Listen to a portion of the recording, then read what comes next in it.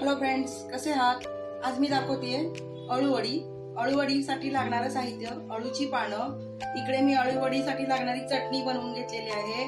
मिरची, लसूण, आलं, त्याच्यामध्ये तीळ घातलेत, मीठ घातलंय, हळद घातले, जिरा धना पावडर घातलीये.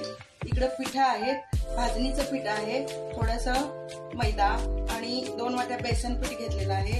इकडे आपल्याला लागणार आहे हिंग, नंतर हळद. आता हे मिश्रणाचं आपण हे पीठ भिजवून घेऊया आणि अळूच्या पानाला ते लावून घेऊया. पीठ तयार झालेलं आहे. आता मी अळूच्या पानाला लावून घेते.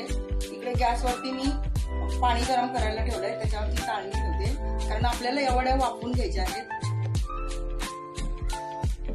आता माझी अळूवडी तयार झाली. मी आता वरती गॅसवरती पातेलं ठेवलंय, त्याच्यावरती चाळणी ठेवली, त्याच्यामध्ये मी वाफवून घेते.